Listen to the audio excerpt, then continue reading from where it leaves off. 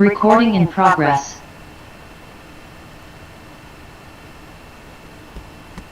Good evening, everyone. So today it is my honor and privilege to welcome Mr. Anuj Sharma for the very first webinar in the series of face-to-face webinars that I'll be conducting every month. So Anuj's profile is very prominent and very impressive. So I can speak at length about Anuj's career, Anuj's achievements, his successes at length. So I'll just give a brief introduction about Anuj. So Anuj is a social entrepreneur and a development practitioner with almost 18 years of experience in designing and scaling up of low cost, high impact, large scale sustainable solutions for the undeserved communities across India. He is an engineer by training.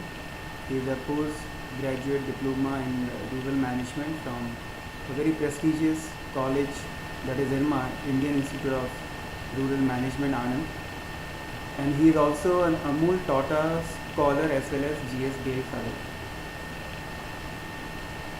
He led scale up of Piramal Sarvachal, a pioneering social enterprise, providing safe drinking water to more than 8 lakh people daily across more than 1800 locations in India.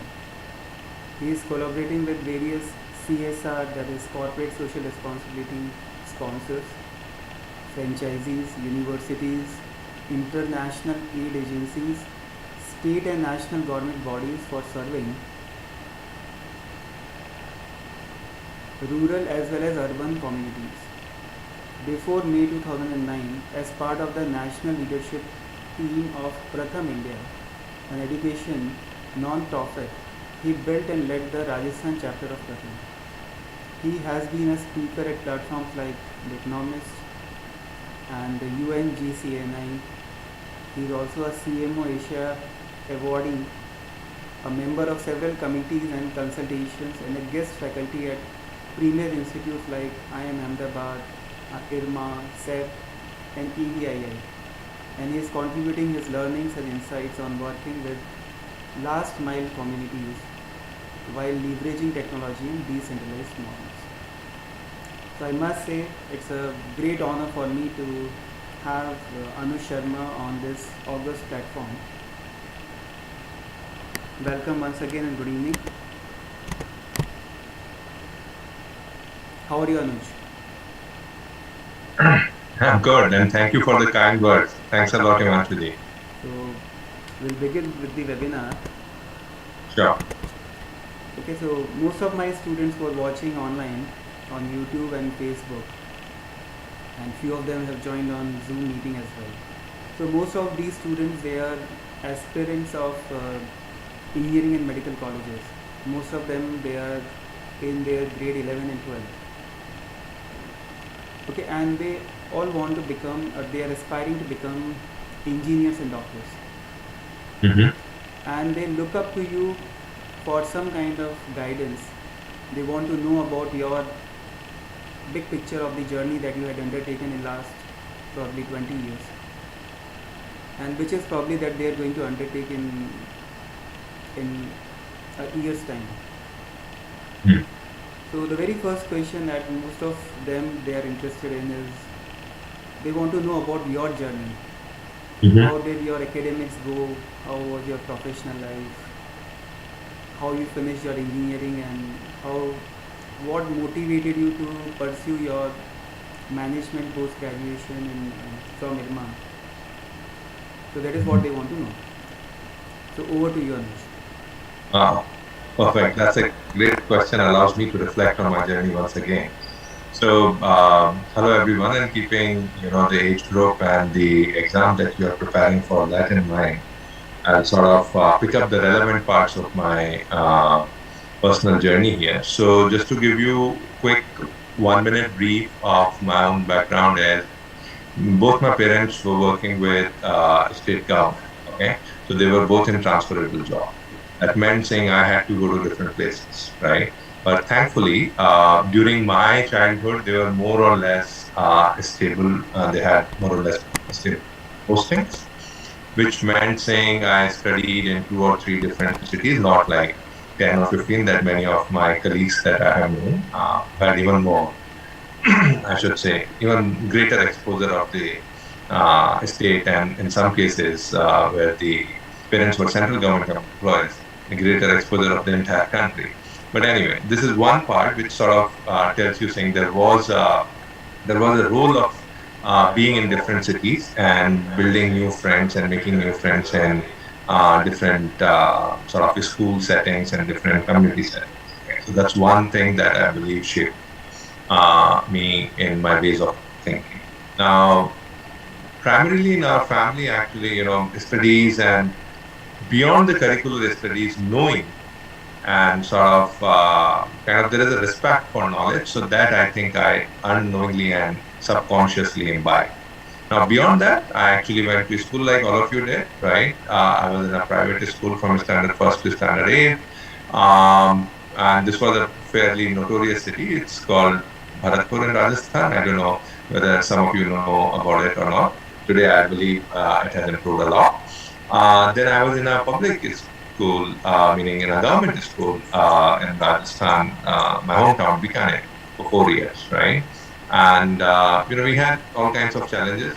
Half the time, sessions were not being held, and half the time, laboratories would not have the experiment instruments that we were supposed to carry out as part of curriculum. But that's okay.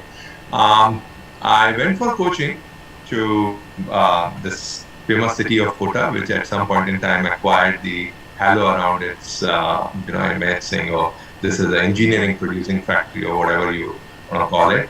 And now here is the tricky part and interesting part for all of you, and I want to share with you. I didn't make it to IIT. That's the point number one. Okay, and that doesn't mean be all and end all of life. Okay. So what has been interesting or what was driving me even in those early years, I would say 3 or 4 things. Uh, like all of you, and maybe 5 years back, what you could actually sort of reflect when you were in sixth standard or eighth standard, maybe you guys would have some dreams. My dreams were I wanted to become either particle physicist or astrophysicist. You just, today I laugh at it, right? The smallest thing versus the largest thing, but I just had these two notions about something. I wanted to do something. Part of me wanted to become a fighter jet pilot also. Yeah. So now you can realize in engineering and MBA and management and running a company and becoming a social entrepreneur, etc., were just not on the radar in those formative years. That's okay. But what I think has shaped, more importantly than anything else, is this whole idea of curiosity and investigative nature. So, say as a child, I always loved Sherlock Holmes stories. Okay. I think the curiosity is what drives science in general, right?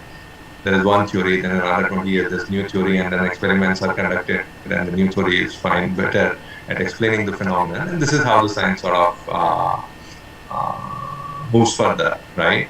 So, honestly, in one line, I would say the journey has been zigzag. There are some parts which have been constant, and there are all the other parts that have been, that have keep changing.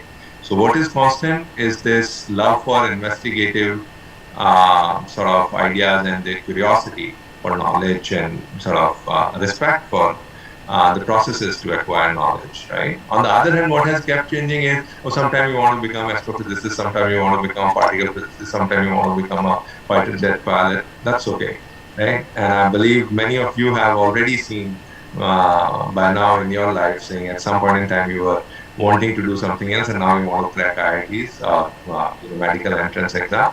So good luck, but I would just say when you are preparing for something, it has to take 100% of your focus, but never make it so serious a choice saying, oh, after this, what am I going to do if I don't clear this? Doesn't matter. Life has much bigger plans for you. So I hope I have amply answered that one, Himanshuji. Yes, yes. And they also wanted to know what motivated you to take up rural management as post graduation. Hmm. So, okay. See, I come from a family, and not my parents only, but even the grandparents, where I sort of from almost every conversation kind of absorb this idea that whatever you may do in life, it has to change the situation as it exists outside, right? So you have to have a sense of purpose. And I think I was sharing a story some time back. I'm sure some of you have actually come across the same story. So it's a story about a layman walking into a village where there are three people who are working, three masons who are working on a stone, right? And the first person is asked by this visitor, "What are you doing?" And this guy looks at him and says, "Can't you see? I'm breaking stones." And while this guy could see, right? But then he sort of doesn't lose patience, doesn't get into an argument. He moves on to the second person who's working on this stone, and he says, "Hello, sir. Can I ask you what are you doing?" And he said, "Yeah, we are building. We are preparing for the roof for villages. Village is going to have a school. For a school building, we are preparing roof, and for that, I am getting this piece of stone ready." Hmm. So now you can already recognize saying the same work being done by two people, but they are sort of looking at it differently. And then this guy goes to the third one, saying, "Sir, what are you doing?" And he says, saying, "Well, we are trying to build future of our, children of our village." And that to me, this story has sort of stayed with me as an example to say, we can think of saying, "Oh, I'm just solving some numericals of physics, or I'm just solving some maths problems, derivations, etc." Or we could think, saying, "Oh, I'm preparing to become an engineer and to get into the most prestigious engineering college." Or we could think, saying, "We are trying to become more knowledgeable individuals so that we can contribute to the development of society," right? Whether we become scientists or whether we become an engineer or whether we become a researcher, that's an eventual sort of destination, it gets shaped up over these steps. And so I would say, how did I decide to go to rural management? I think by the time I was in engineering college and I was studying textiles, it was sort of, when I interacted with my seniors, some of them gave me an idea of saying what a professional life of an engineer is going to look like. Then we are also supposed to go on industrial trainings, right? And those were, while exciting in some ways, but boring in many, many ways. I mean, just to give you an example, saying as a textile engineer, and Himanshuji, please correct me if you have a different idea. I don't know how many of you know Himanshuji was my senior in my engineering college, okay? So that's how we know each other. So the point is, yes, there were some parts which were exciting, but many other parts, like you would imagine saying as an engineer, you're going to get to try and run experiments and change settings of the machine, etc. None of that is allowed. There is a production regime that runs, and at max you look at the quality and you refer it to saying mechanical engineering, this is the fault, electrical engineering, this is the fault. The other guy comes and sort of repairs it. So to me, it didn't sound exciting enough. And at the same time, if some of you interact with your elder siblings or your cousin, you would know, saying at least in our days, when you are engineering graduate, you are final year student, you couldn't have appeared for a couple of exams.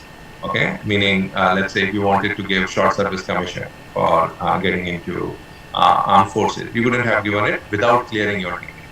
If you wanted to give, I think, bank PO exam, you couldn't have done it. I think if you wanted to do civil services exam, you couldn't have done it without having your graduation degree in your hand. So what were the options that you could have appeared for when you are still in third year or final year?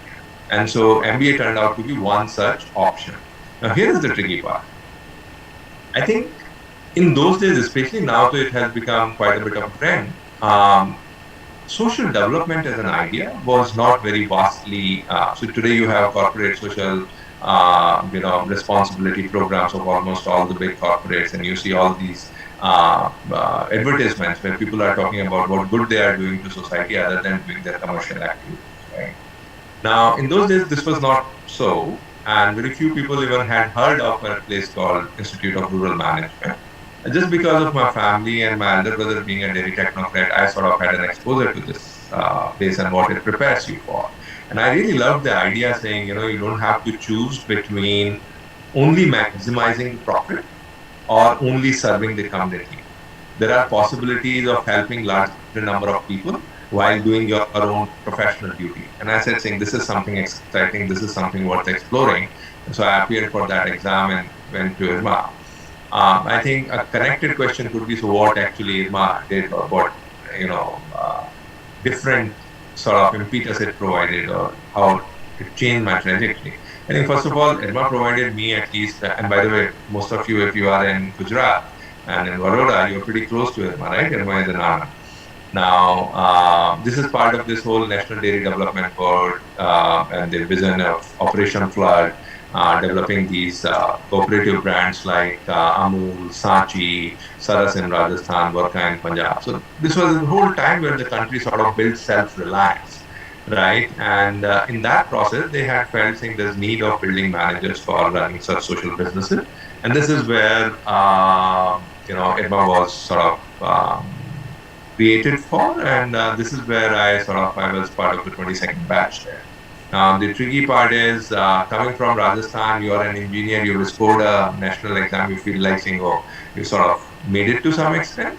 But when you reach there, you find, oh, one third of your batch is topper of their respective universities, right? You are not you're not a big shake in any way. And there are all sorts of people that are coming from very different.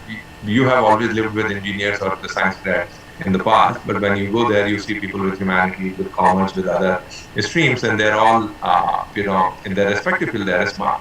And when you go and study, you have to study microeconomics, you're studying rural society and polity. Suddenly, the exposure exploded for me.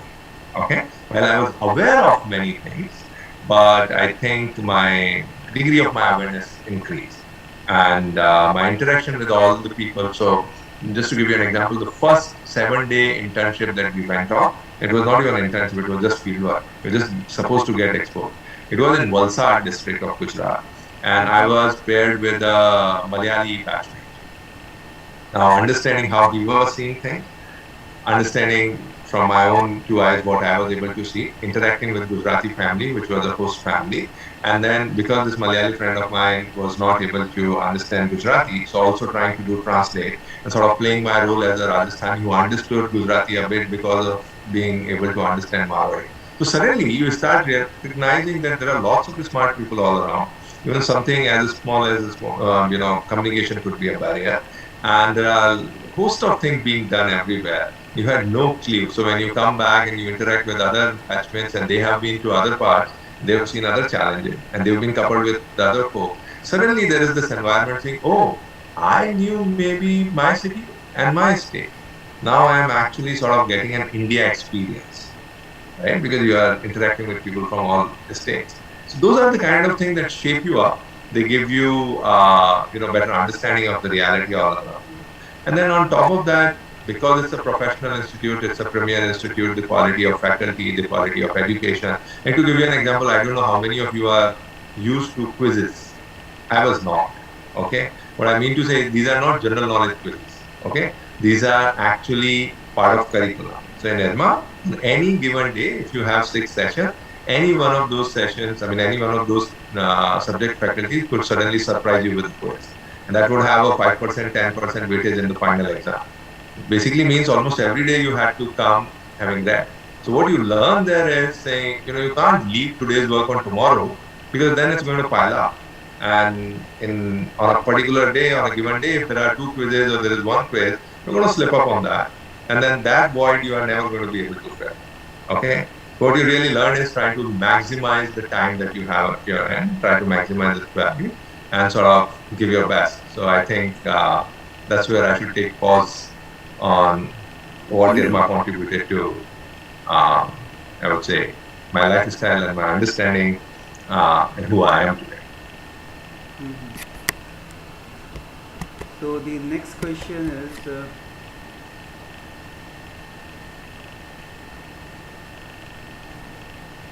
most of the students in their grade 11 and 12, they are facing the issue of managing their time, and the issue is more pronounced because of a lot of distraction these days.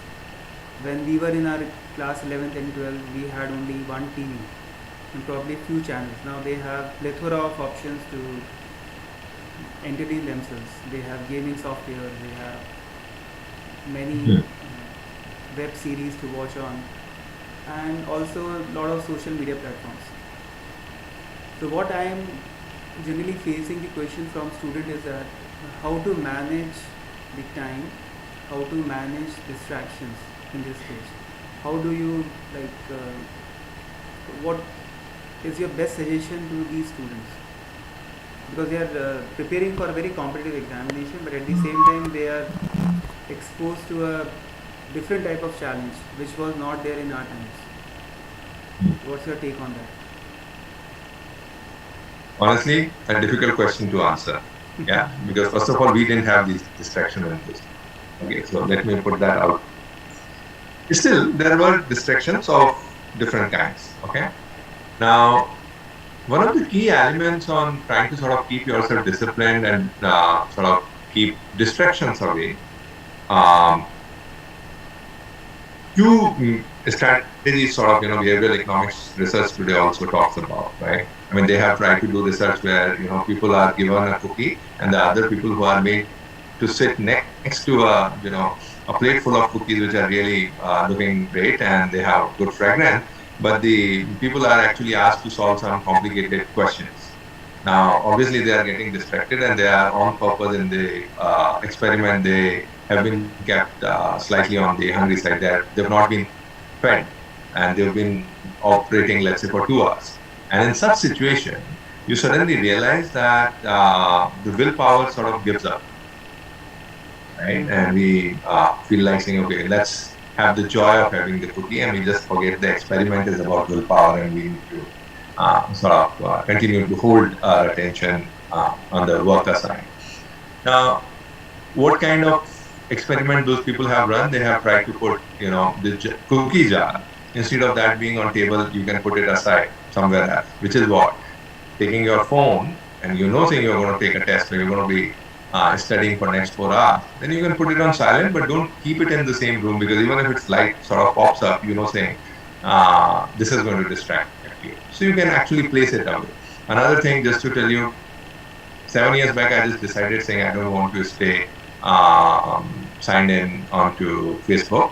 It was not even the times of where, the smartphones had taken over all parts of life, right? But I just decided and have never sort of felt the need of going back to it. Okay?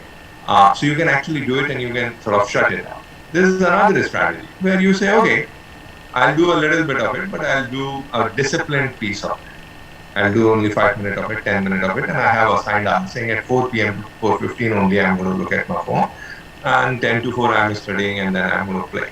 Another thing which many of you may not be able to connect with, because I myself did it a little late in my life.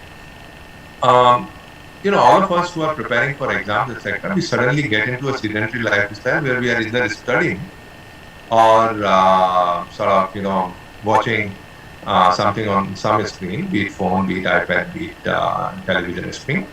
And we are not being physically active enough, right? And I also have felt saying if you give half an hour to an hour of physical exercise or playing a sport, etc., the willpower actually improves. You are able to say, okay, I know say what my purpose is, and I have done 2 bits of my 15 minutes Facebook watching or whatever, surfing. Now I'm not going to go back to it. So I think these are some strategies. One is keep it away. Another is time it. The third, I am saying, if you keep yourself little physically active, it will give you a better sense of control on your own path. And lastly, now this is most important in my mind. I don't know how to implement it for each one of you, but you'll have to think of your own. Like in that story about building the future of children from the same village versus just breaking their stone or working on this. I think the purpose defines the value of any effort. Okay? So when you say, oh, I'm just going to appear for an exam, or I'm just going for a coaching institute session, and meanwhile I'll cheat on it and I'll just do 5 minute, 10 minute sort of surfing session. Because the purpose is just attending a session, I think surfing doesn't look like very harmful. But when the purpose is to, become a really well-known and respected professional or a scientist and actually make an impact towards humanity's standard of life, I think you'll have a hard time convincing yourself to spend that time on Facebook or any other distracting tool, right? I have nothing against Facebook. I mean, I've given its example and named it quite a few times. But the point here is very limited. When we know that what is at stake is really super important, then we don't easily get distracted. But when we think of it as a smaller goal, so if our goals are small, we get distracted easily. If our goals are, it's really a North Star that we want to achieve. And honestly, some of you could say, oh, come on, I am not planning to become an Einstein, right? Well, first of all, that's not even your choice. Okay? You just work and someday suddenly something happens. And Einstein was not topper of all the subjects during his school days. Okay? So let's get this right. See, some of us, and I would confess, saying I've been, I've been, I've been guilty to the same thought process. Some of us, or I should actually say many of us, believe that, I'm just going to clear the exam and I'm just going to become a successful professional and just want to have a cool life. Okay? Cool is the end word, right? But the point is, we don't want to say, oh, I actually have the potential of becoming an Einstein or the next Einstein or next Newton or next Ramanujan, right? We never ever actually say this. Why? Because we are afraid. We think saying, oh, everybody is going to laugh at us. But that's the whole point. If you are not making your goals big enough, you are not going to be driven enough to give best of your attention and best of your effort. Yeah? And at the same time saying, well, no attempt is the last attempt. Right? So don't become so serious that suddenly you forget to even eat.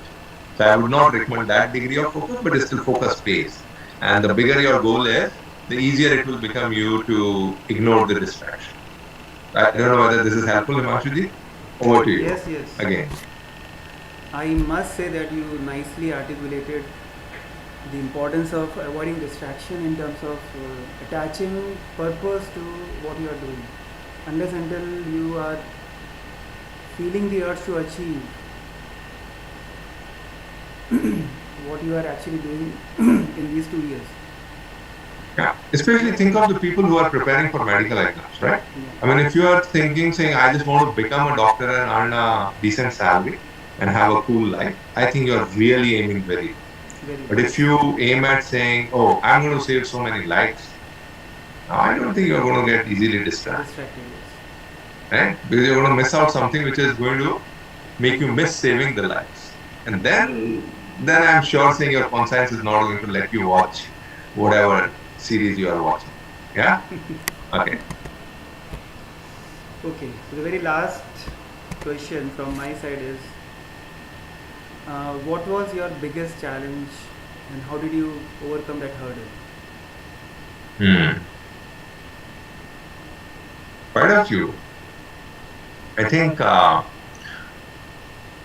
different stages in life I have felt saying, oh, this is a big challenge. And honestly, later on, I have always felt saying, I was foolish, why was I thinking saying this was a big challenge. Now the new one is the bigger challenge, right? And so we keep making these assessments and the life keeps throwing bigger challenges and then we keep feeling saying we were foolish in the past. So the first one, I don't know how many of you will be able to relate to it, but honestly, coming from Hindi medium school, getting into engineering, where the medium of instruction was English, right? I mean, okay, I was from our schools and my batch's standards, I was okay at English. But that doesn't still sort of remove the fact that suddenly your medium of instruction is changing. And while you may be smart enough to solve a numerical or a question, but just because you're not able to answer and articulate the answer, you might just feel like saying you are one of those silent people who are just sort of passing time or killing time in the session, and you are not contributing to the classroom conversation, and you are not learning enough, and teachers are not really getting an impression of that you are able to solve it.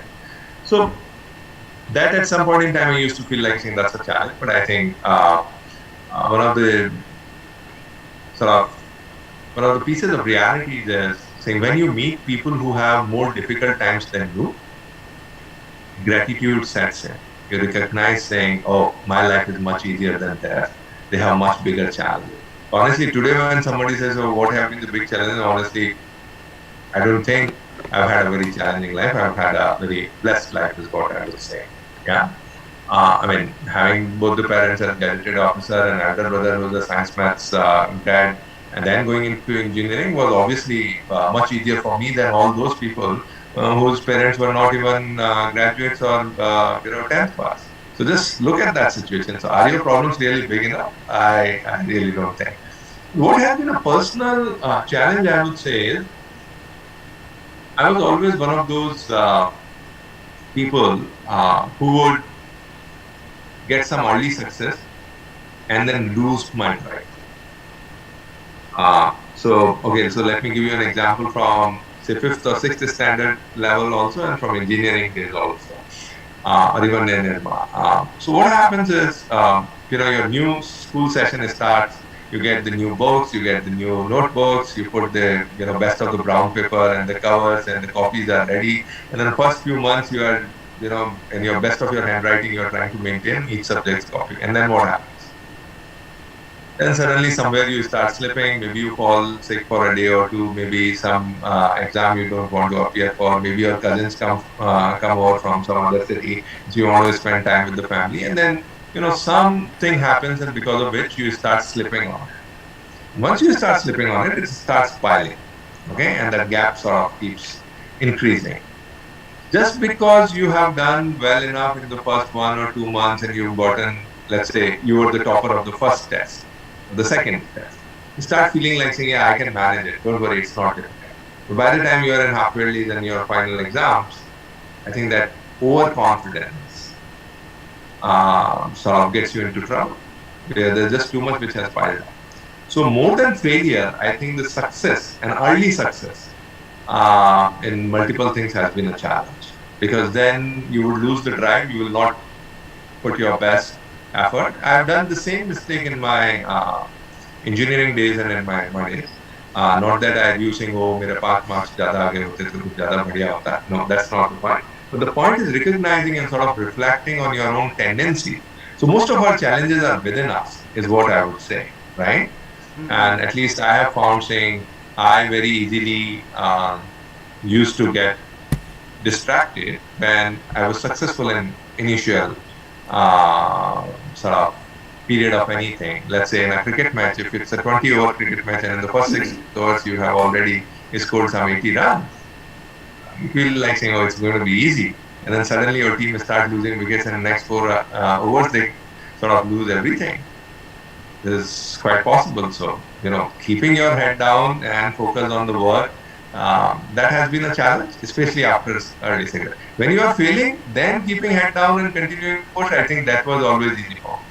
Yeah, I sort of got more energy from the pushback or failure, but success was always a slippery slope. Yeah, so that is what I would say is the biggest challenge. Continues to be a challenge at times. Yeah.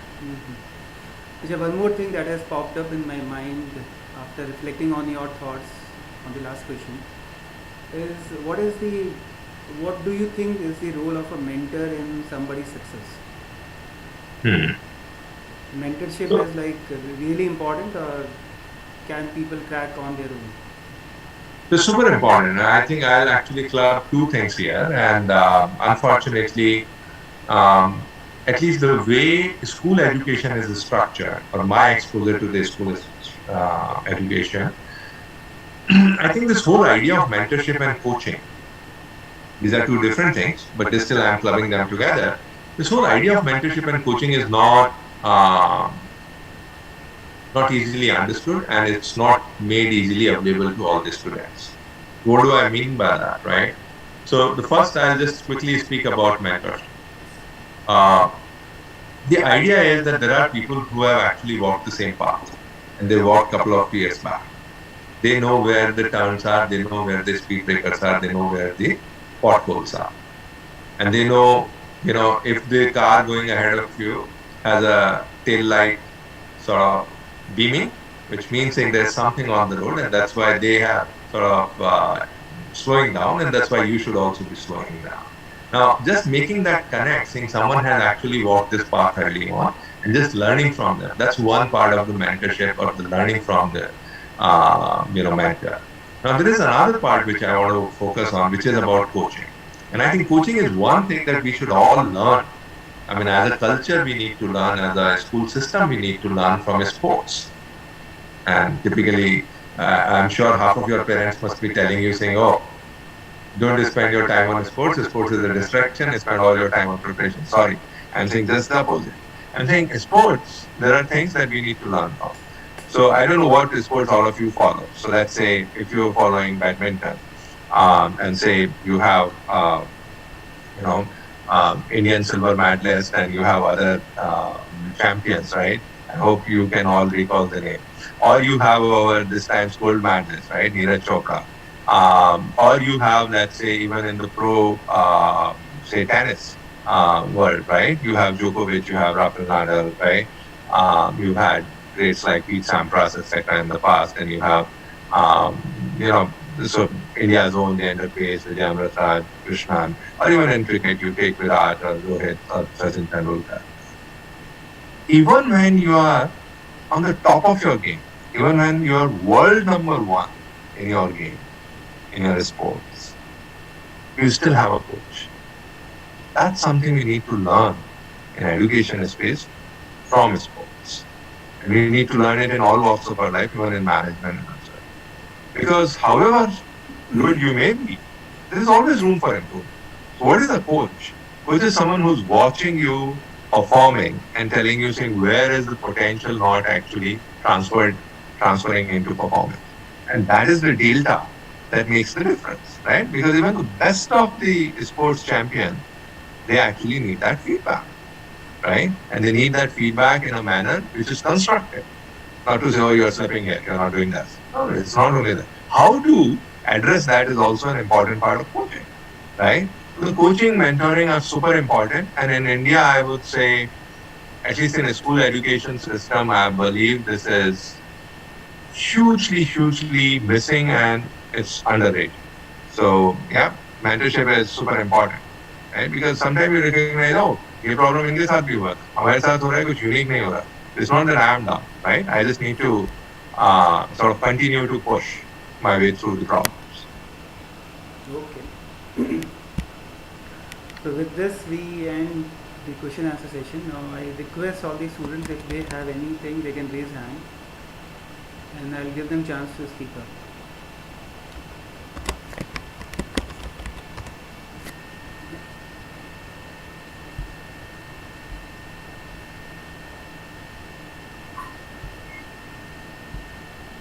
I guess there are no questions.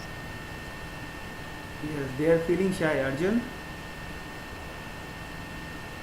Yes, sir. Yes, बेटा कुछ पूछना चाहते हो आप? As I'm thinking of a question. No pressure.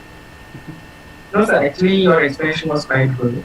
That's why I don't have any doubts actually. Okay.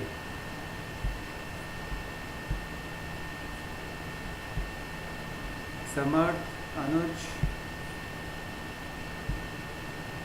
Shell. There is another Anuj here. Priyanshi.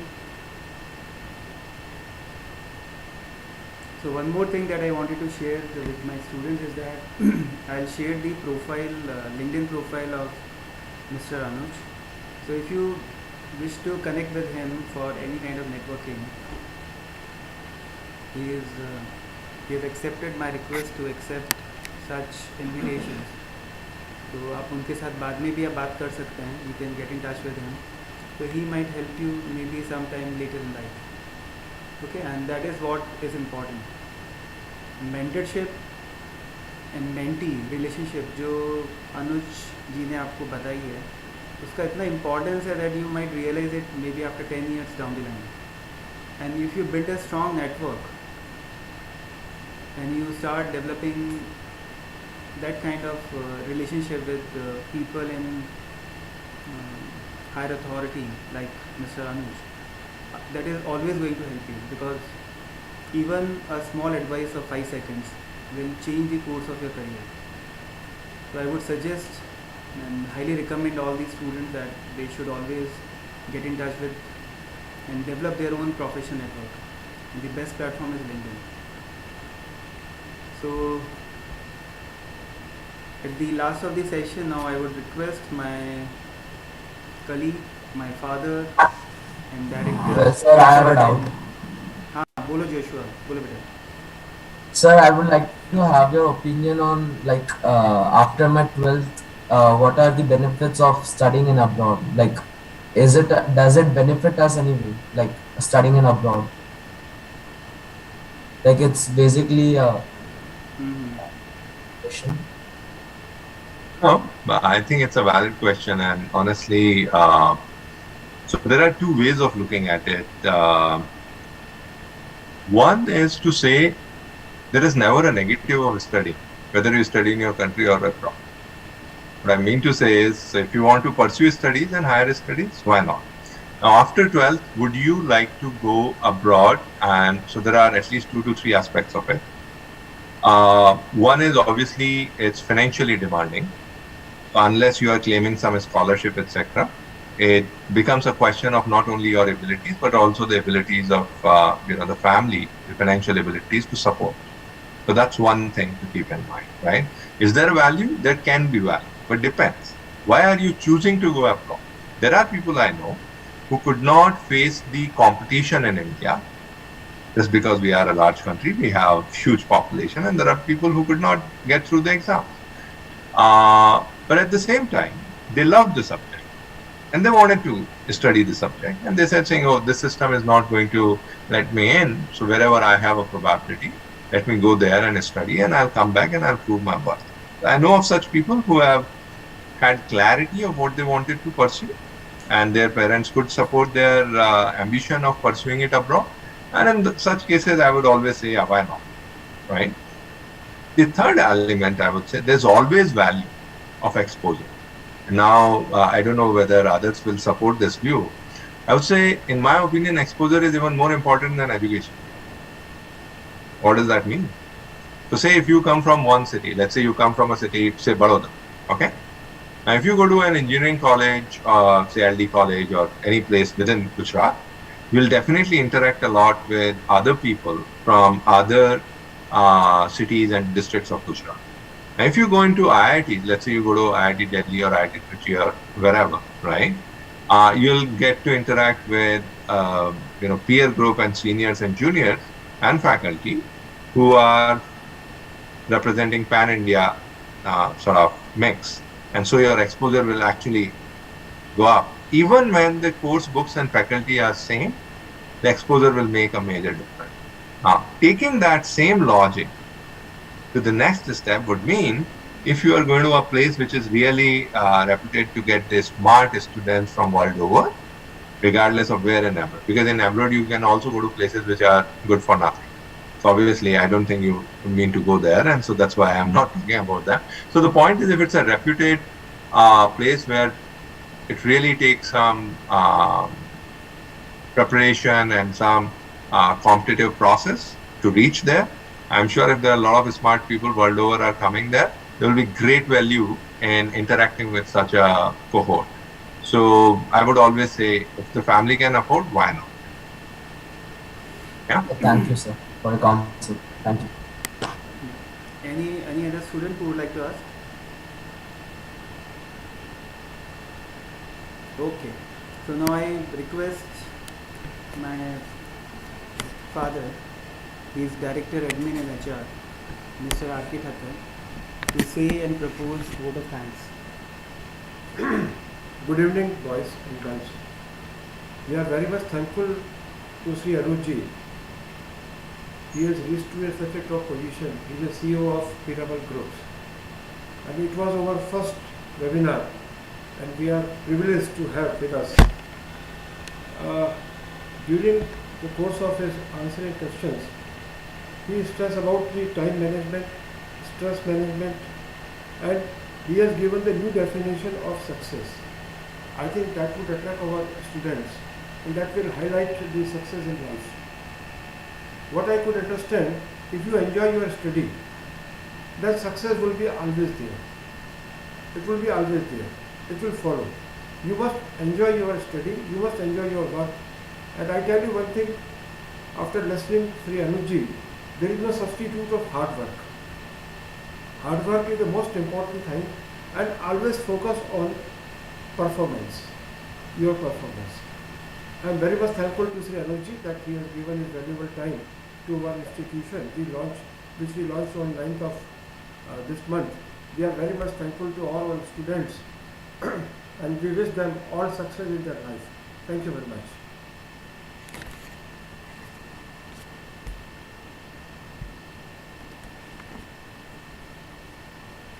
So I hope all my students, they enjoyed the session and they got benefited from the views of Mr. Anuj. So we have one more student, Malhar, who has just joined in. So Malhar, would you like to ask any question?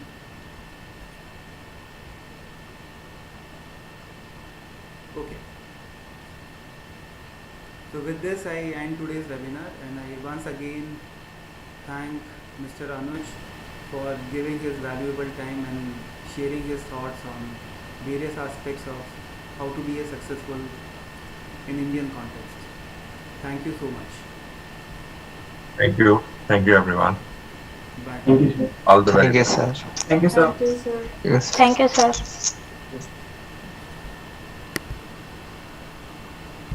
Recording stopped.